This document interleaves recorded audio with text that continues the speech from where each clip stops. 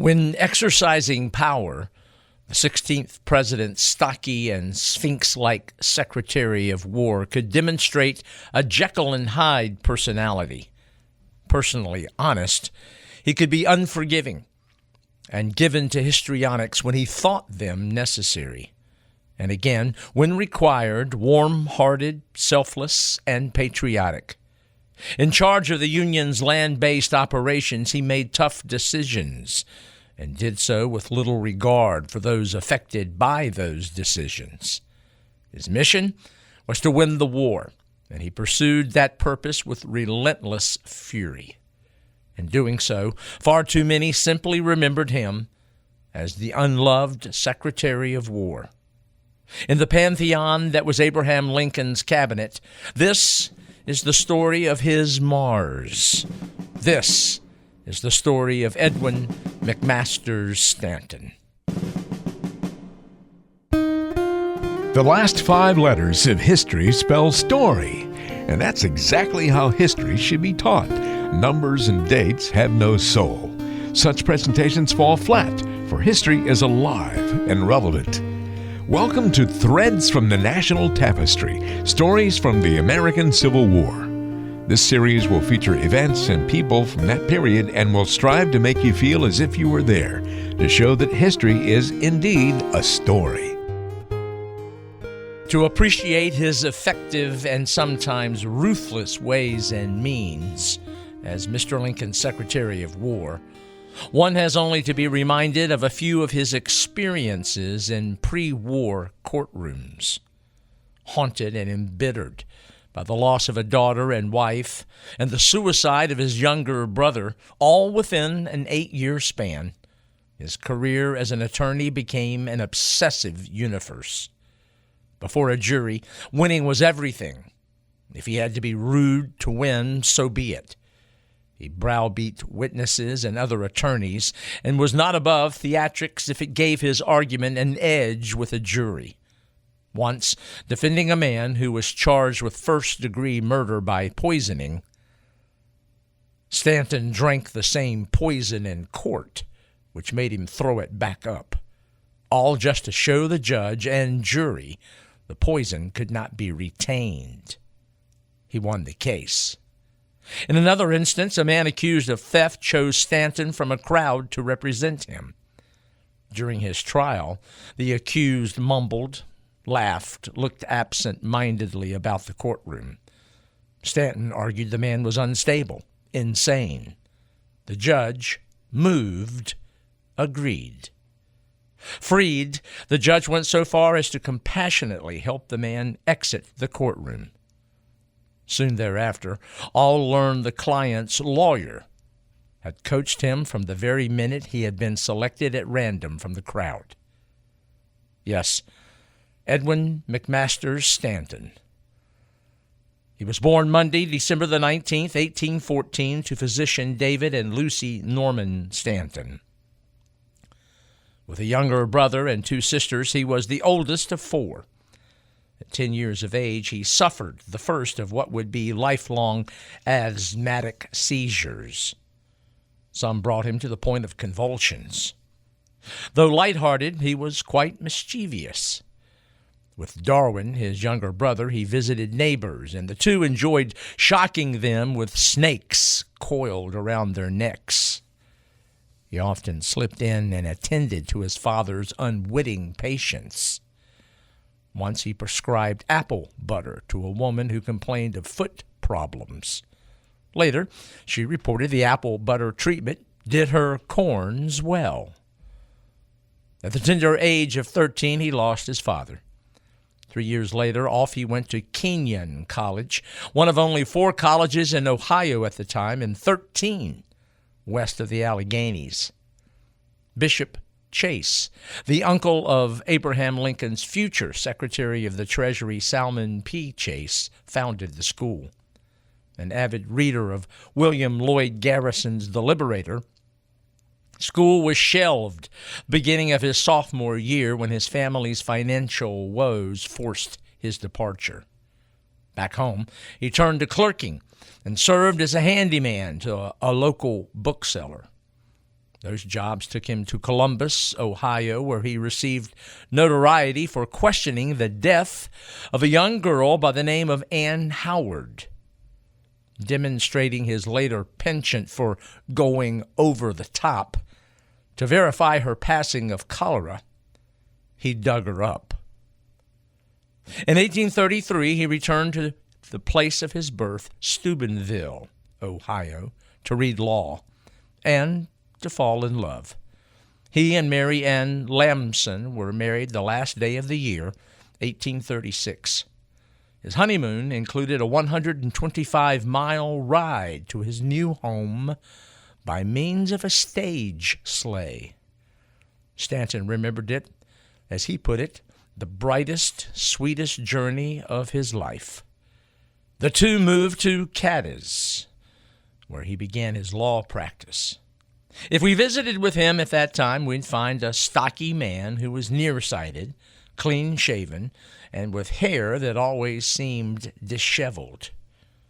There in Cadiz, Ohio, he joined the local chapter of the Anti-Slavery Society. His time there was short, and in October of 1838, he and his wife returned to Steubenville, where on a Wednesday, March 11th, 1840, their first child, Lucy Lamson Stanton, was born. Like so many from that time and era, she was not long for this earth. The next year, she died of an undisclosed ailment. In August of 1842, a son, Edwin Lamson Stanton, entered the world. More encounters came his way. For the next winter, he met a man who would influence the rest of his life, Salmon Portland Chase. An ardent abolitionist, he was known as the Attorney General of runaway slaves. Though Stanton was passionate about the cause, his position was far more moderate. That meant he kept his opinions to himself. Tragedy found him again on Wednesday, March 13th, 1844, when his beloved wife, Mary Ann, died from what was called a bilious fever. With the loss of his first child and now wife, he sank into deep grief, almost insanity. However, the Mexican War jerked him back into reality. A Democrat, Stanton maintained the party line. He supported the war, but was uncomfortable about the possible annexation of conquered territory. Though he took this stand, he tried to enlist, but his asthma kept him from serving. And then death once again tugged at his elbow.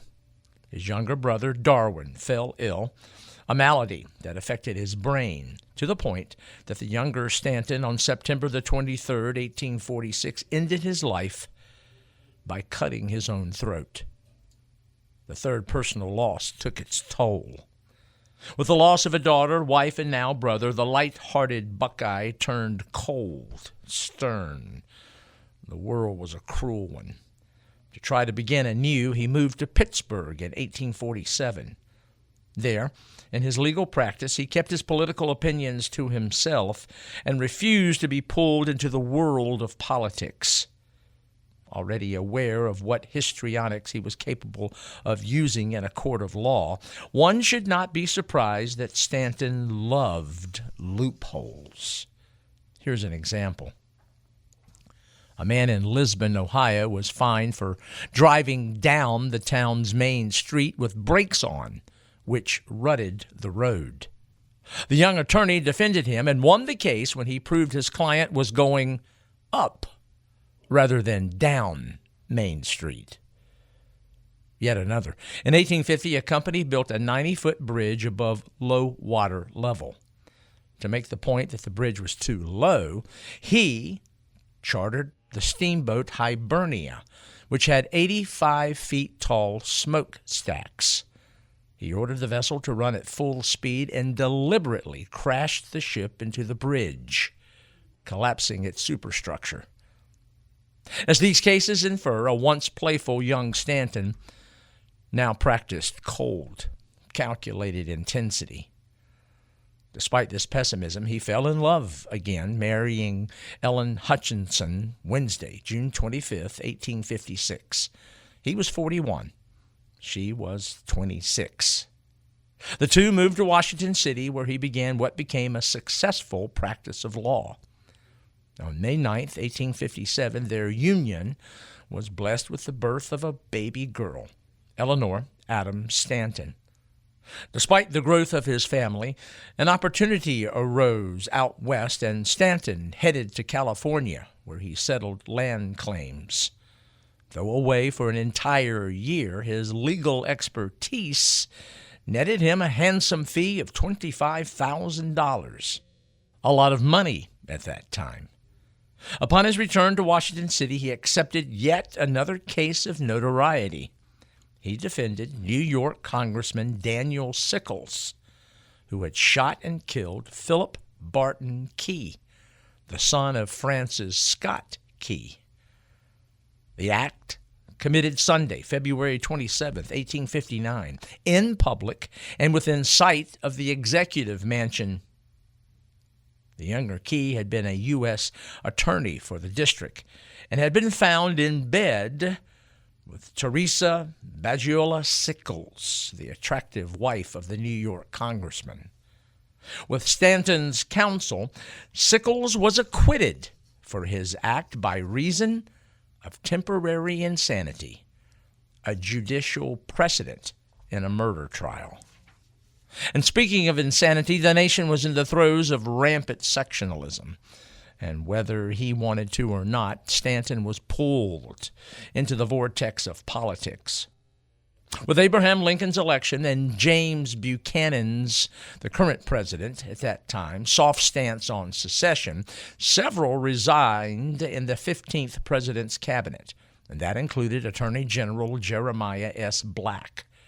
On December the 20th, 1860, at just 46 years of age, Stanton read in a newspaper that he had been selected by Buchanan to replace the absent Jeremiah Black. He was reluctant to do so, for he made around $40,000 a year, and this would be a substantial pay cut. But the nation's need compelled him to accept, though coming on board only after receiving assurance from Buchanan that he would uphold the Union. As 1861 began and Fort Sumter took center stage in the nation's latest trial, Stanton advised his president to maintain Major Robert Anderson and his garrison in Fort Sumter down in Charleston Harbor. Concerned that Buchanan was waffling, Stanton leaked cabinet discussions to friends of the Union like New York Senator William Seward. Willingly, Stanton played both sides of the fence, supporting Buchanan by feeding his confidence, but simultaneously preparing Unionists if Buchanan caved in. As to the newly elected 16th president, Stanton was energetic in his disdain for him. He called the new president the original gorilla and that giraffe. The two had first met when, back in 1855, Lincoln assisted in the McCormick Reaper case. Throughout that trial, Stanton made a point to be rude and snobbish to the future president. No surprise, he had little confidence in the rail splitter and thought his friend William Seward would have made a far better president. When Lincoln took office and Civil War began, Stanton thought the new administration fumbled badly. With Union defeat at Bull Run, the now former Attorney General believed national misfortune and disgrace was the result of Lincoln's running the machine for 5 months. In the summer of 1861, Stanton met another Democrat, Major General George B. McClellan. The two talked regularly and agreed that Lincoln's leadership was shaky at best. Both shared suspicion and traded rumors about Lincoln's then Secretary of War, Simon Cameron. Most interesting, since Stanton served as a special War Department counsel to the War Secretary. As to a looming issue, the Negro question, both he and McClellan agreed the war should only be a crusade to maintain the Union, a rebellion, not a revolution. Strange, then, that with Stanton's support, Cameron suggested using black troops. Without Lincoln's permission, the Secretary of War put it in a report and published it. Fearing reaction from still loyal slaveholding border states, Mr. Lincoln ordered its recall. With growing reports of corruption in the War Department, and now this, the president wanted Cameron out and gave him what he really wanted in the first place, a diplomatic ministry in St. Petersburg. Before he left, both Lincoln's Secretary of State William Seward and Secretary of the Treasury Salmon Chase suggested that Stanton, a Democrat, take the vacated position. Chase, a fellow Buckeye, supported him. Seward was his advocate because, like he, Stanton was a moderate. McClellan also urged him to accept Lincoln's invitation, but Stanton's wife countered with, "Don't do it." It would mean giving up a law practice that by that time brought in around $50,000 a year. The cabinet position paid an annual salary of $8,000. Now keep in mind, Stanton, more than likely, was quite aware of his financial situation. After all, throughout the 1850s, he had chased wealth, traded principle in favor of self-advancement, and avoided controversy. Yet, on Thursday, January 16, 1862, Edwin McMasters Stanton took over the office of Secretary of War. Task before him, daunting. First, he had to restore prestige to an office that had been tainted by Cameron. It helped that he maintained a healthy balance between soft war McClellan and Republican radicals who wanted the conflict to bring about fundamental change. As to the others within Lincoln's cabinet, he got along with all, save Navy Secretary Gideon Welles and Postmaster General Montgomery Blair, who called Stanton a great scoundrel. With an energy that stunned Washington, Stanton plunged into the challenges of his new position. He reorganized and expanded the War Department. Understanding the importance of railroads and telegraph, he immediately began to utilize them. He meticulously combed through previous contracted firms and got rid of shoddy ones, took over responsibility for internal security from Seward's State Department. He set up a war board and dove into the mastering of military organization and administration of armies. His energy, boundless, and changes were immediately noted. Where before there had been a casual or leisurely-like atmosphere, now the War Department hummed with activity. "Report forthwith" was scrawled across everything. Those under him learned quickly that their new boss was excitable, animated, and possessed a volcanic temper. Each morning, promptly at 9 a.m., he arrived at the War Department building. The doorkeeper served as an early warning system. Sighting Stanton's approach, he would turn and shout, "The Secretary!" and all jumped inside. Quickly, many learned that Stanton despised favor seekers and political generals. To reinforce that fact, once Mary Todd Lincoln, who did not care for Stanton or his wife Ellen, and that, by the way, was enthusiastically returned, sent a card, then letter requesting personal favor. Stanton first tore up the card, tore up the letter, and then visited the woman he called a hellcat and read her the riot act. The president himself once wrote a letter on behalf of Stanton's own nephew, Benjamin Tappan Jr. The Secretary of War denied the request. Within the vantage point of his office and its duties, he began to see, analyzed the work, and calculated maneuvering by a former confidant, McClellan. A once warm relationship cooled. Staring, as he often did, at a huge map which he ordered and placed on a wall near his desk, Stanton grew restless with McClellan's constant delays in the field. While Little Mac's Army of the Potomac sat, there were Union victories in February and March of 1862 at Forts Henry and Donelson, Roanoke Island, North Carolina, Bowling Green, Kentucky, Pea Ridge, Arkansas, and New Bern, North Carolina. Some credited McClellan with the success. Some, Secretary of War Stanton. Stanton credited aggressive commanders, and knew Little Mac was not cut from that cloth. When McClellan finally stirred in late March for what would become the Peninsula Campaign, both Lincoln and Stanton wanted enough Union forces left behind to protect Washington City. McClellan reported 77,000 prepared to do just that. Stanton, however, learned that in reality only 19,000 were left, and so reported that number to Lincoln. Stanton, much to his disgust, realized that enemies not only wore Confederate gray, but came in the form of soft or hard war advocates. Quite honestly, the stink of politics could not be removed. Democrats were angry that radical Major General John C. Fremont had been reappointed and that, in their opinion, the War Secretary intentionally denied Little Mac reinforcements and supplies.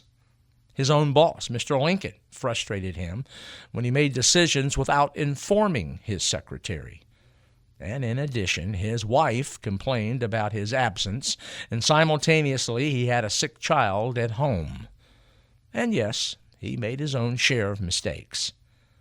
In April of '62, believing the war was won, the secretary closed all recruiting offices on the 3rd of that month. Then came military reverses, and he had to reopen them June the 6th, 1862. During that 2-month lapse, he was busy and used the time to revitalize undermanned regiments. But there were many who believed the closing was an intentional ploy to undermine popular McClellan of support and troops. After all, some believed Stanton was a cabinet member under a Republican president, and wasn't McClellan a Democrat who might win the war and then possibly run for president? In late June of 1862, Stanton offered an olive branch. In a letter to McClellan, Stanton wrote, "No man had ever a truer friend than I have been to you." And Little Mac wrote back, "Maybe I have been wrong about you." In truth, both lied. To his wife, McClellan wrote, "Stanton is the most unmitigated scoundrel I ever knew, heard, or read of." And there was more. If Stanton had lived during Jesus' lifetime, Judas Iscariot would have remained a respected member of the fraternity of the apostles.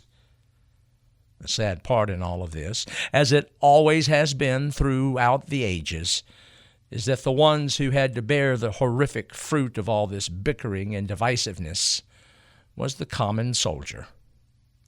To heighten Stanton's personal woes while all this went on, Stanton's young son, not quite 9 years of age, James, died. His passing did not bring sympathy, for when those in the North learned that McClellan and the Army of the Potomac were forced to retreat from Richmond, most blamed Stanton. Many believed he had deliberately sabotaged McClellan. It was then that Lincoln submitted he needed a uniformed presence in Washington City. Stanton was wary but offered no resistance. So, on Tuesday, July 22, 1862, 47-year-old Major General Henry Halleck, who had, by the way, had a run-in with Stanton when he was out in California, was chosen to serve as General-in-Chief. So many individuals and agendas, and yet all were united in one thought by now: McClellan had to go. Stanton and Lincoln wanted Halleck to do the releasing. But the General-in-Chief saw through that and wrote his wife, "They want me to do what they are afraid to attempt." With Halleck in place, Stanton's role was embarrassingly diminished, and tough times continued. With a second Union defeat at Bull Run, Manassas, the Secretary of War prepared for the potential evacuation of the capital. And while doing so, he and Salmon Chase began to gather signatures asking for the removal of George McClellan, or else form a new cabinet. Attorney General Edward Bates, Salmon Chase, Interior Secretary Caleb Smith, and Stanton all signed it. Secretary of State William Seward was absent. The Postmaster General Montgomery Blair was not made aware of the move, and Wells agreed but would not sign. The cabinet met on September the 1st, 1862, and again on the 2nd, with Lincoln, who before the petition could be presented, stunned all by announcing that he put Little Mac back in command in the face of the immediate crises, Lee's invasion of Maryland. The revelation meant the document to remove McClellan never left Stanton's pocket. After the tactical draw at Antietam Creek on the 17th of September, decisive victory in McClellan's la-la mind, the young Napoleon returned to his brashness, and it was he that demanded that both General-in-Chief Henry Halleck and Secretary of War Stanton be dumped.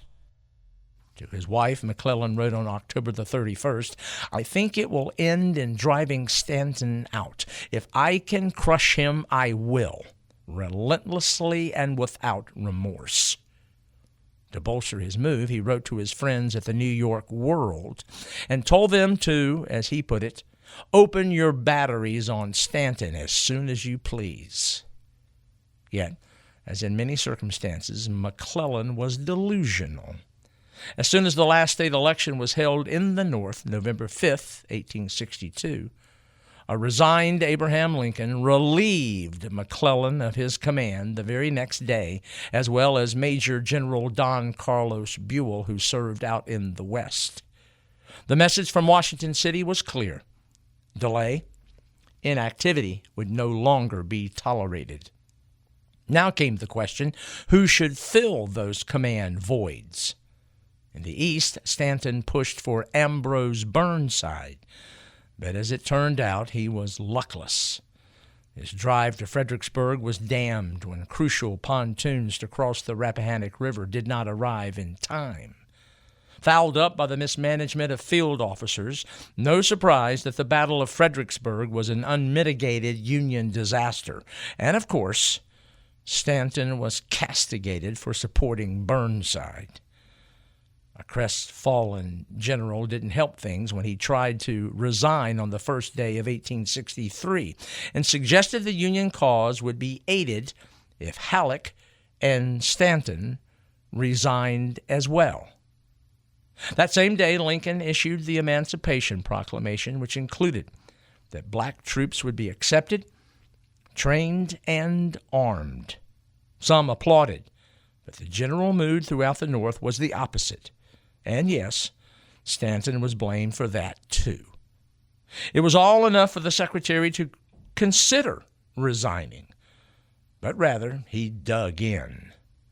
Perhaps that decision was reinforced by one Union officer that caught Stanton's eye, Major General Ulysses S. Grant. Assistant Secretary of State Charles A. Dana said of Grant that he was absolutely honest, doggedly determined, and direct in purpose, intelligent and well-versed in military matters, and lacking in political aspirations. Someone who could fight, think, and grow. Stanton needed someone like that. Since May of 1863 brought a new Union reversal in the East. It came at Chancellorsville, when the man who replaced Burnside, Joseph Hooker, was whipped. Confidence torched, a supportive Stanton tried to convey the battle was merely a reversal, not an end, but the blow to the Federal commander was severe.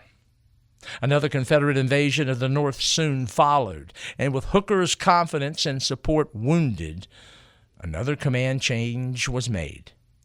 The new Army of the Potomac commander did not please radical Republicans like Salmon P. Chase, because Major General George Gordon Meade was a Democrat.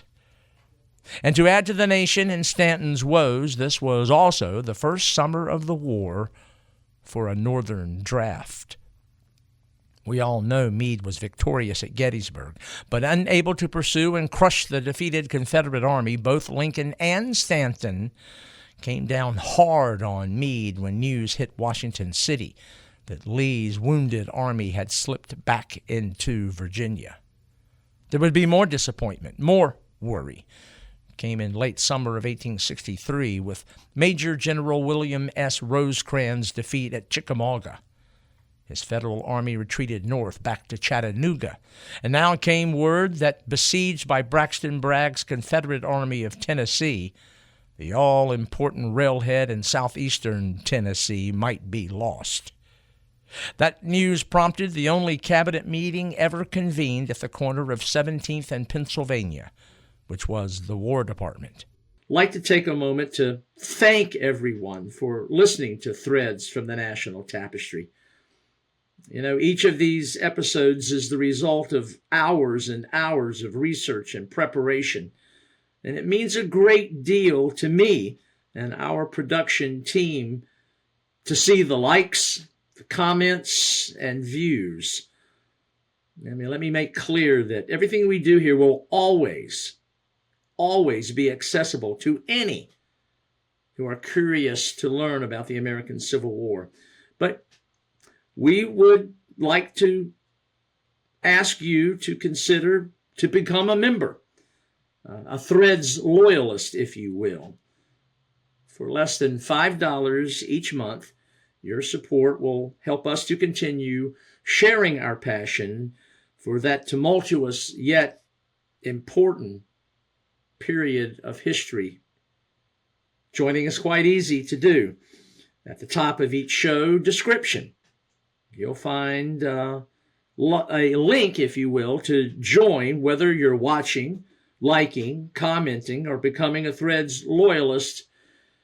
If you click on that link, your support for Threads from the National Tapestry will mean a great deal to me, to our team, and there's no question any contribution, your support, certainly makes a difference, and it's a wonderful acknowledgement for what we try to do. Thank you. To reinforce Rosecrans, Stanton wanted to send 30,000 reinforcements west, and they would be taken from the Army of the Potomac. In the wee hours of the morning, Stanton gathered and met with 3 railroad representatives. Around 2 a.m., he made the decision to move 2 entire Federal Corps west, both under the command of Major General Joseph Hooker. Forgetting about sleep, Stanton immediately began to iron out the intricate details for finding routes. He had them by the end of the next working day. On September the 25th, 1863, the first troops began to move, and did so in less than 48 hours after Rosecrans' disturbing message from Chattanooga had arrived in Washington City. To facilitate the move, some 8,000 blacks were put to work. They changed the entire gauge of the Louisville and Lexington Railroad so that differing train gauges would not delay troop transfer. By the morning of September the 27th, 12,600 men, 33 cars of artillery, and 21 of baggage had moved 412 miles.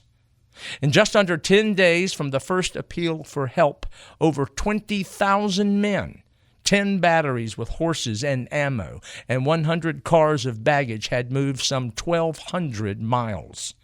It remains one of the greatest logistical feats of the war, and Edwin Stanton orchestrated it. Yet, word arrived that Rosecrans might still evacuate Chattanooga. Now, it was more than a question of numbers and logistics. It was a question of leadership, a question of command. Again, Stanton moved. He telegraphed Grant and ordered him to Louisville, Kentucky, and racing to meet him, the Secretary of War. As he sped westward, Stanton ordered the locomotive's engines wide open. Such was the speed and daring that dishes crashed. A concerned passenger yanked a bell to slow the train, only to have an enraged Stanton countermand it. with frayed nerves, all arrived, and the Secretary of War, for the first time, met face-to-face with U.S. Grant. Stanton was at his best. Decisions with Grant's input were made. Major General George Henry Thomas was placed in charge of the forces at Chattanooga, and Grant was named to lead the Military District of Mississippi.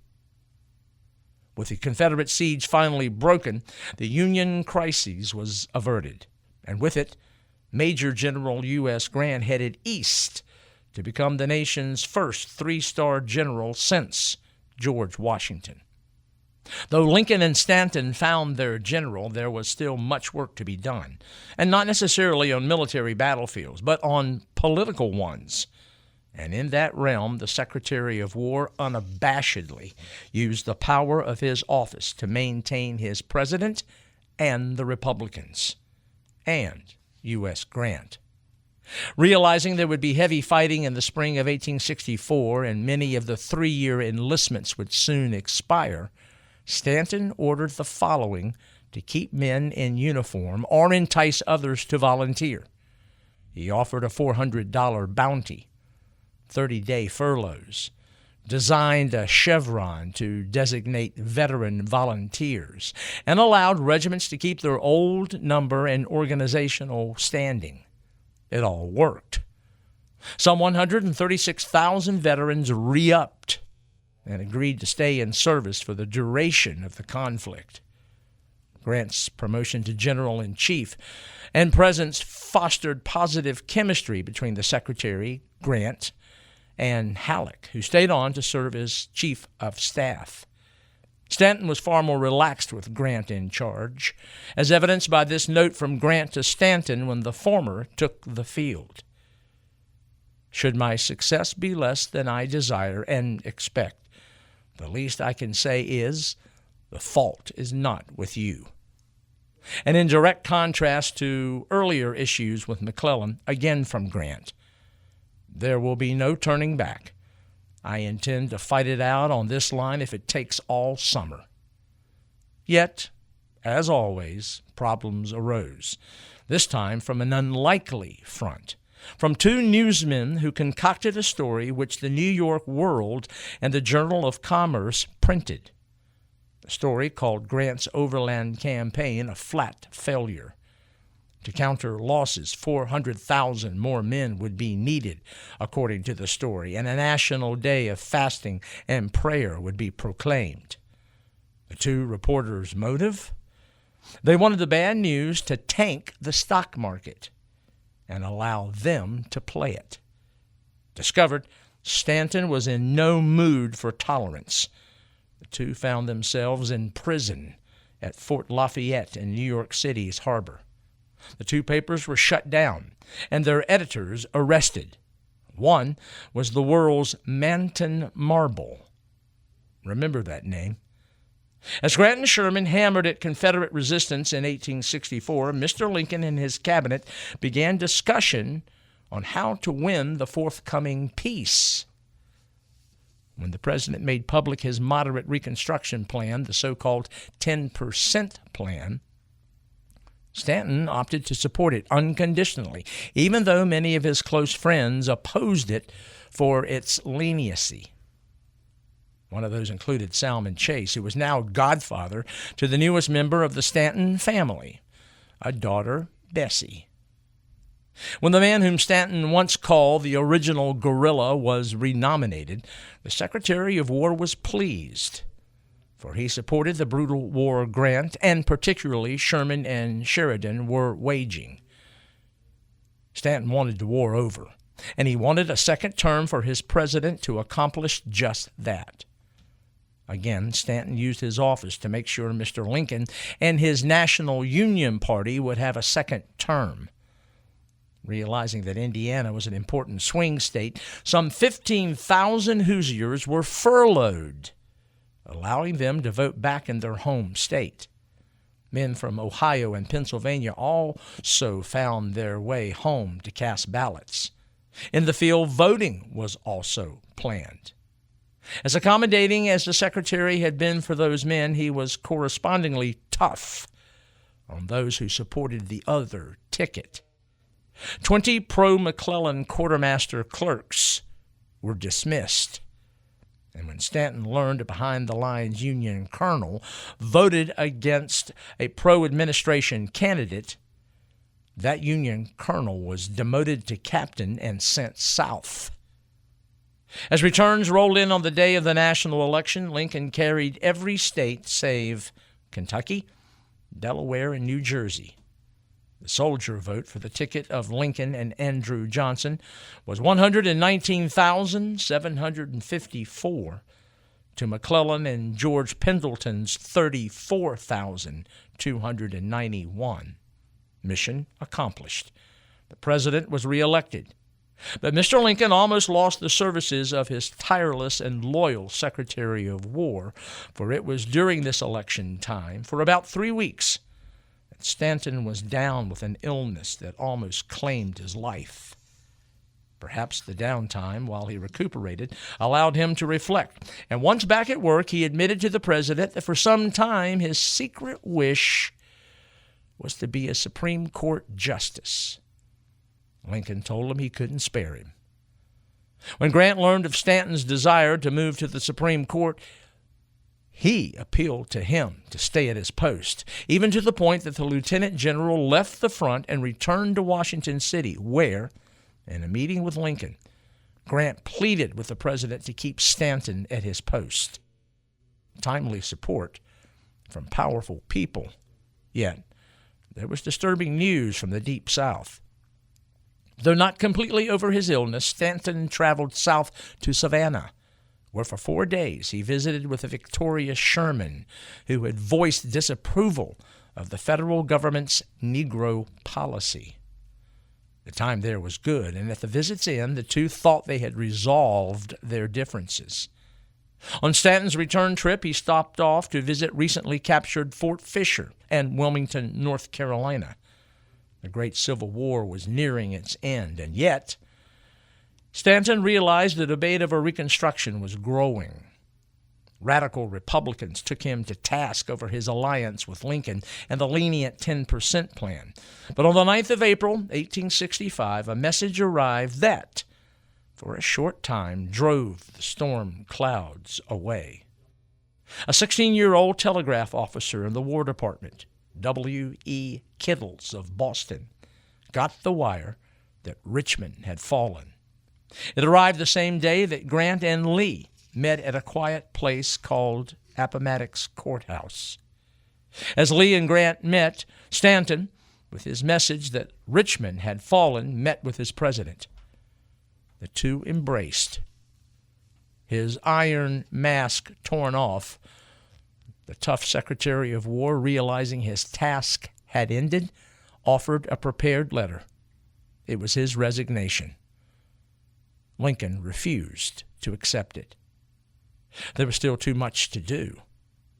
Mr. Lincoln's Secretary of War had been the right man at the right time. Unlike many who surrounded him, he never thought himself a great man. However, his organizational skills had been magnificent. Through his tough leadership, the North, if need be, had gathered enough supplies to fight for another 3 years. Oh, yes, there had been mistakes. He was slow to change in medical and ordnance issues, but he did understand the power and importance of the railroad, the telegraph, and the trumpeting and powering of morale by use of the press. He supported the creation of a new military award, the Medal of Honor, and instituted conscription, absentee voting, initiated the first signs of Army staff organization, and pushed for emancipation and black enlistment. With war nearing its end, the War Secretary allowed himself a brief moment of great satisfaction. But that was interrupted when the New York World fired a barb. Editor Marble printed that Stanton, as he wrote, could not have made a great figure in ordinary times. Maybe it made him reflect to earlier times. Remember, if you will, that in the beginning, Stanton held contempt for his president. Then extraordinary times turned that contempt to respect. And now at the end, perhaps even love. No, the relationship was not as amiable as Lincoln's with Seward, but the two, Lincoln and Stanton, were more intimate and frank, as evidenced by this story during the course of the war. A petitioner arrived at Stanton's office who had been sent directly to him from the president. He had a written order from Lincoln, and Stanton was to comply. A short while later, the petitioner returned to Lincoln's office and reported Stanton had denied the request and so returned with a message. Relayed, Stanton had called the President of the United States a damn fool. To the petitioner, Lincoln said, "Did Stanton call me a damn fool? Well, I guess I better step over and see Stanton about this." The petitioner may have taken heart, but Lincoln's last line took care of that when he said, Stanton is usually right. Flushed with victory, the President and the First Lady decided to go to the theater the night of April the 14th. Among their list of invitees, the Grants, and yes, the Stantons. Both declined. And so at home, after 10 p.m., Ellen Stanton received a message and shouted, "Mr. Seward is murdered." Her husband's answer, "Humbug! I left him only an hour ago." Regardless, a hack was called, and the Secretary of War made his way to Seward's residence. There he and Secretary of Navy Gideon Welles, who had arrived as well, found mayhem and learned of the tragic events not only at the Sewards but at Ford's Theater. The two made their way to the Peterson house where the mortally wounded president had been taken. All through the rain-soaked, dreary night, though grief-stricken, Stanton was calm, grim, and decisive. In a small room just off from the makeshift bedroom, he alerted all forces in the Washington City Military District. He gathered witnesses and information, stopped all railroad traffic headed south, and forbade all fishing vessels from touching the southern shore of the Potomac River south of Alexandria. And he was there when the 16th president passed. At 7:22 and 10 seconds Saturday morning, April 15th, in the stuffy and crowded room, the silence and finality of the moment were reportedly broken by his words, "Now he belongs to the ages." His commander-in-chief was dead, yet the war was not at an end. There was still much to be done. Though pressed, Joe Johnston and his Confederate Army was still a viable force down in North Carolina. There were Reconstruction issues, and yes, there was a new president who faced back-breaking responsibilities. Congress was not in session, and as Secretary of War, still in charge of the nation's security, Stanton was literally in virtual control of the government. At 8 p.m. in the evening of the 21st, Grant rushed to the War Department to meet with Stanton.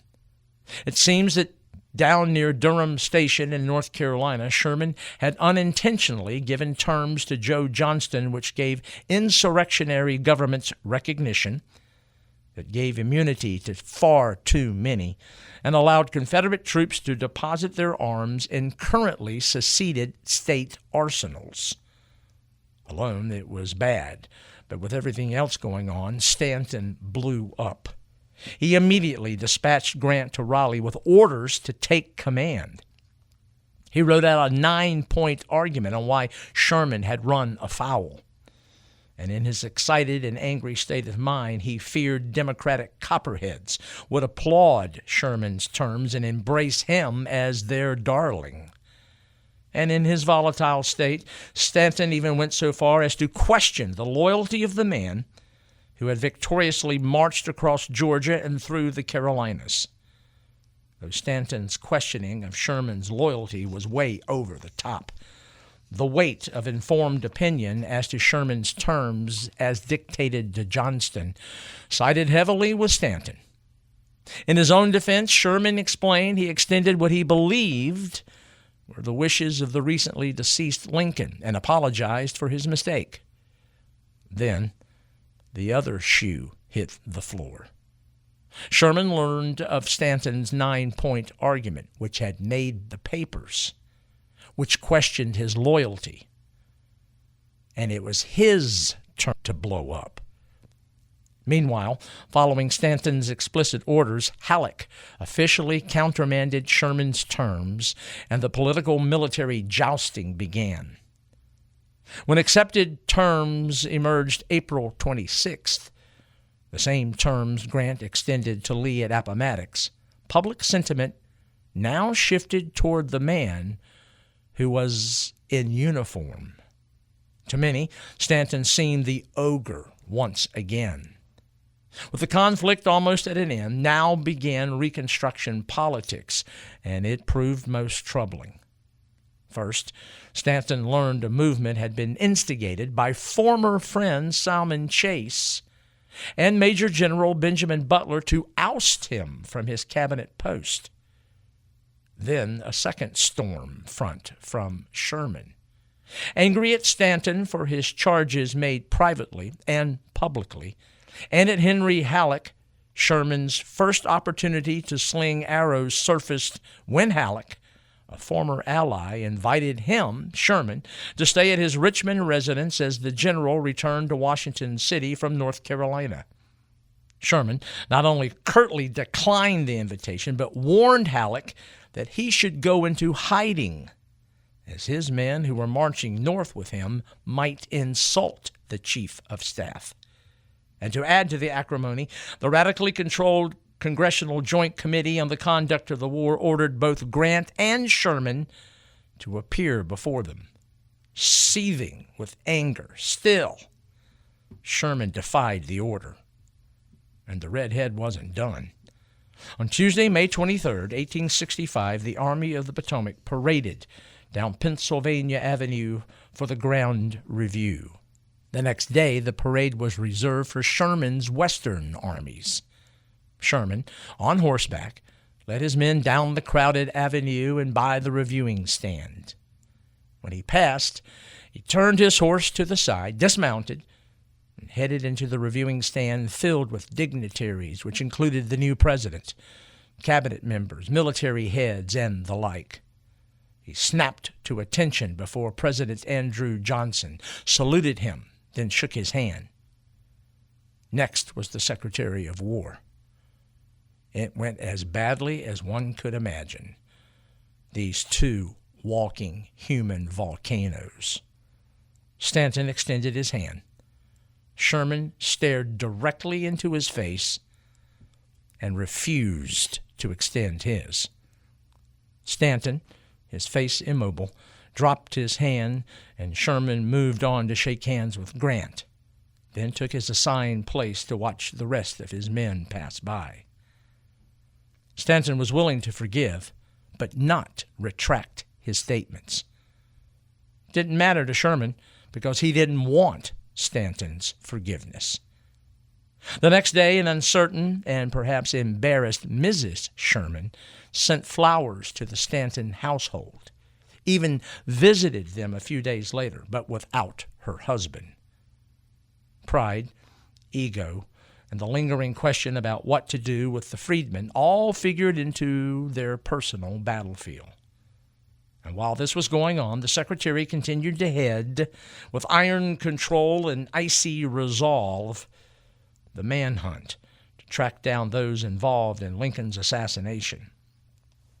With alleged conspirators Lewis Payne, Davy Herold, Mary Surratt, George Atzerodt, and countless others in custody, military courts tried all, even though civil courts were in place. Stanton made sure of that.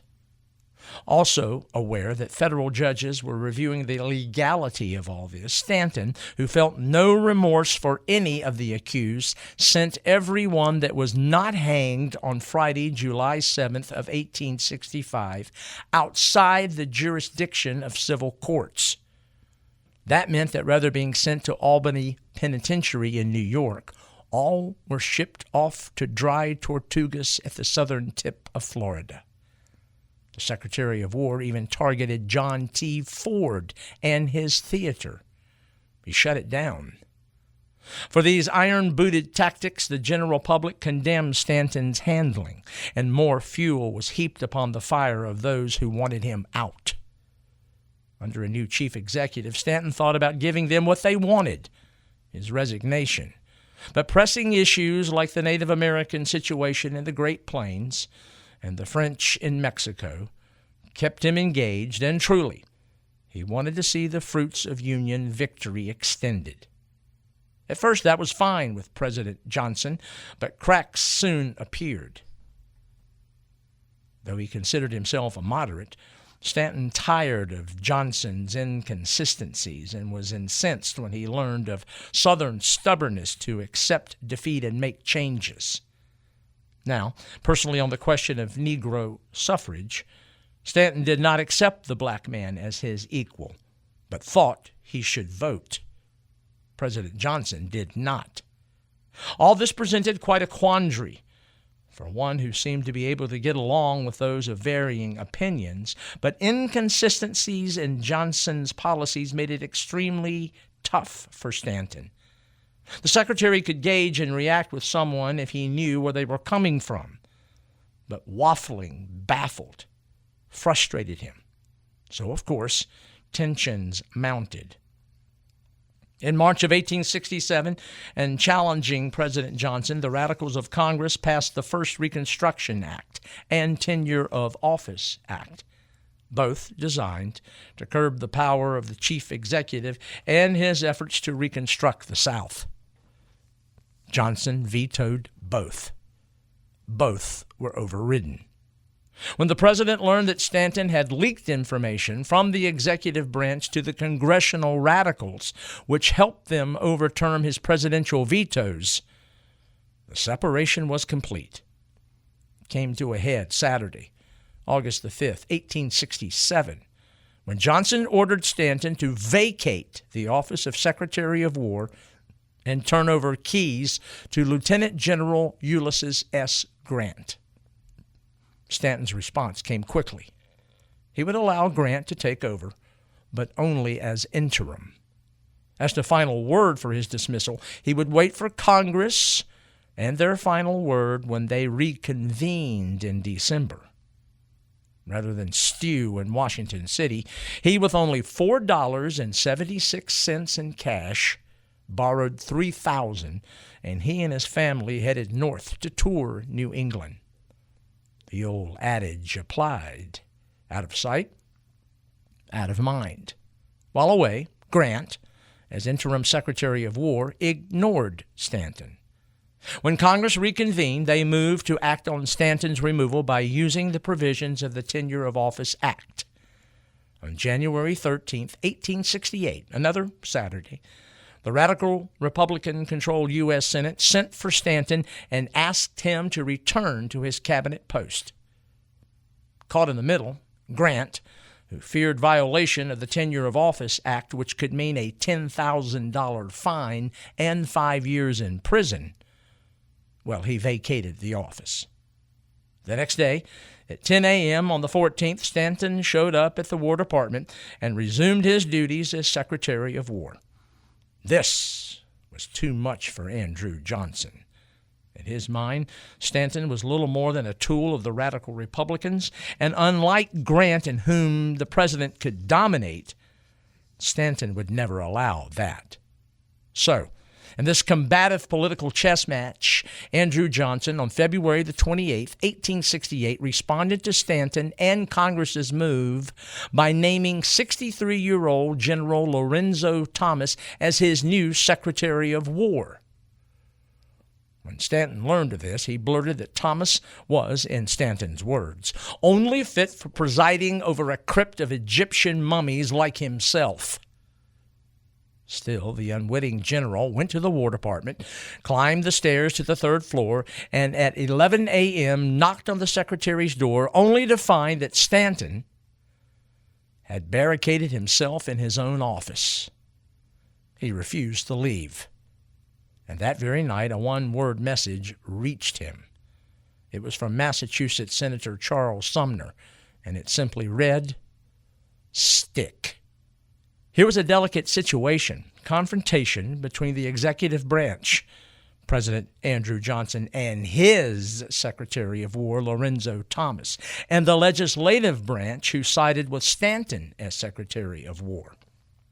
And for Grant, who was riding the fence between radicals and moderates, well, he waffled. Grant laid low. For the man who would be the next president of the United States, he may well have longed for combat with R.E. Lee and his Confederate forces. At least then, Grant knew they were clearly the enemy. Lorenzo Thomas was equally frustrated. One night during all this, as the general returned home from a dance, and I might add was quite hungover, he was visited by the police, arrested on orders from Stanton, dragged before a judge who was pro-radical and therefore upheld the charges. Though arrested, Thomas, emboldened by supporters, went to the War Department the very next day, where Stanton was still holed up with several of his friends, and Thomas tried to arrest Stanton.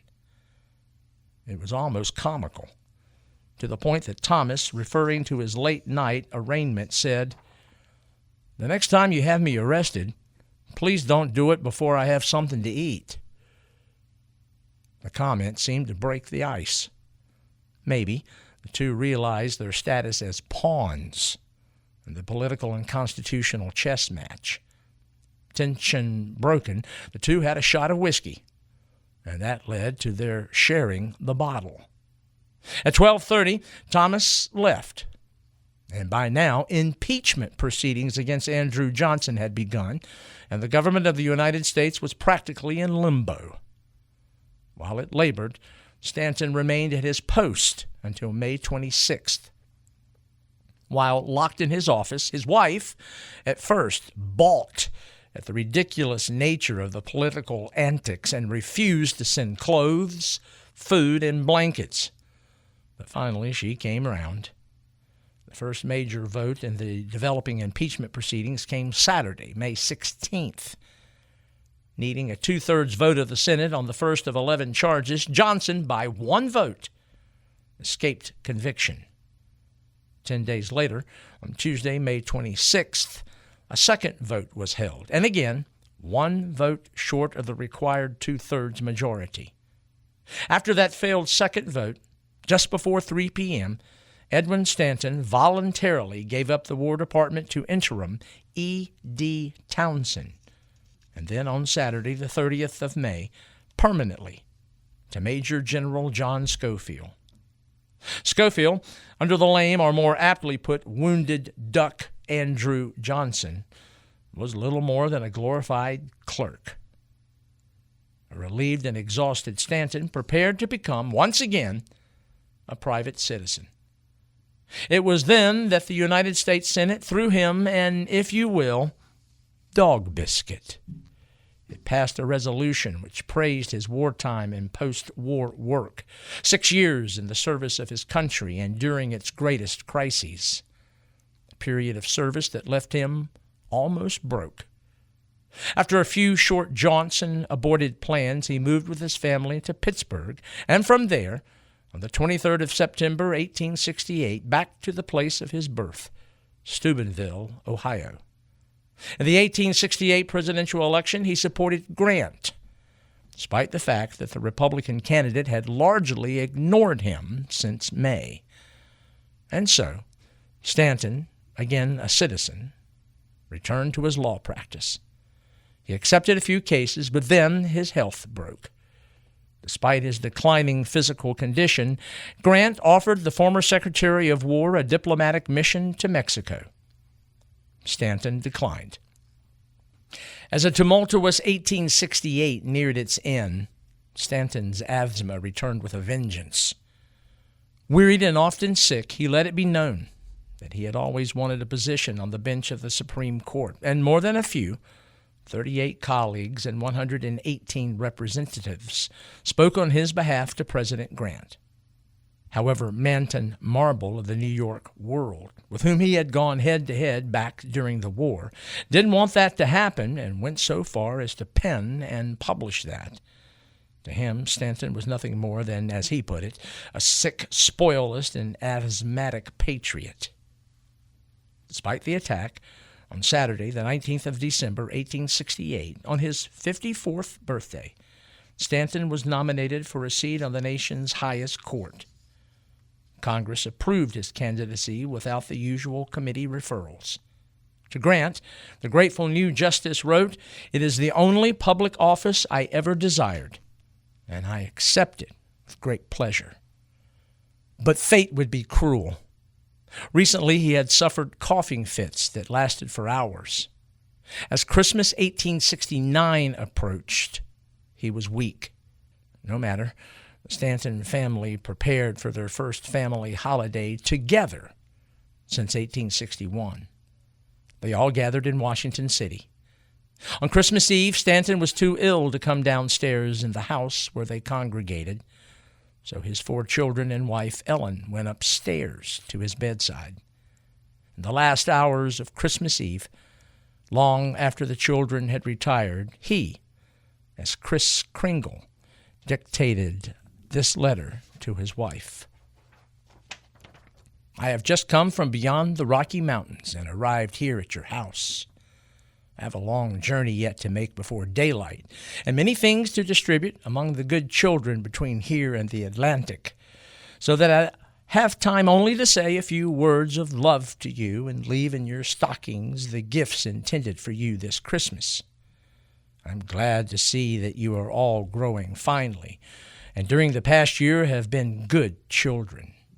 Ellie, I am afraid, is growing too fast for me to make her any more visits unless she turns out to be an uncommon good girl. She must learn to govern her temper and be patient to her brother and her little sister, and if she is so, I shall always be glad to stop and make her a Christmas visit. Louis has been a very good boy and minds his mother very well. I hope he will continue to do so, and that when I come again he will have learned to read very well. Bessie has generally been as good as any little girl that I have seen on my journey, but she cries too much when she gets angry. If she quits that, she will be a great favorite of mine. And now, my dear children, it is time for me to be going.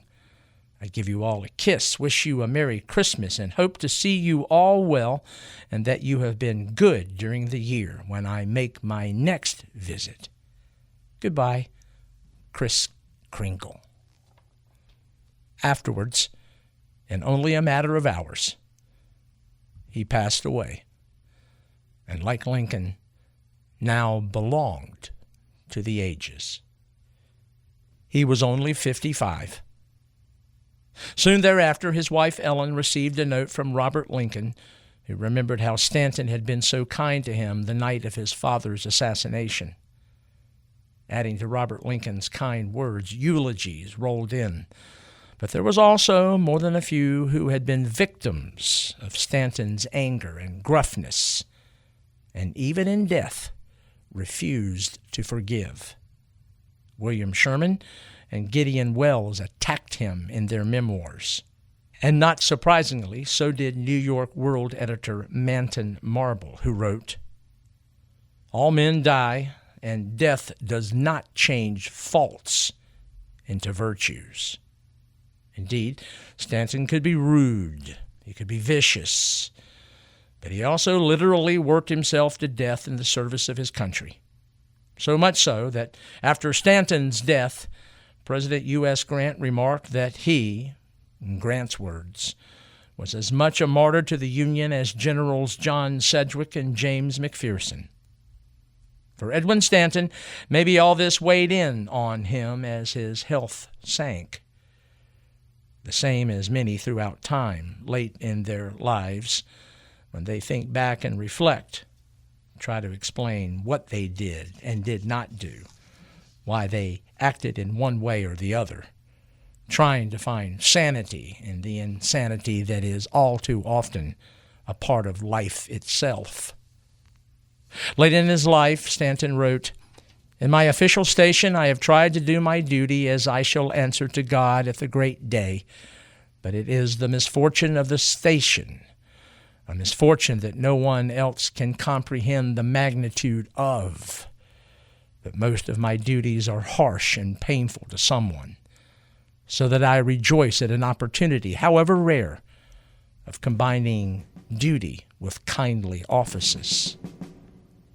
Regardless, for all of his service to the country during Civil War, Edwin McMasters Stanton remains an almost tragic Shakespearean figure, more often than not, portrayed and historically remembered as simply the unloved Secretary of War.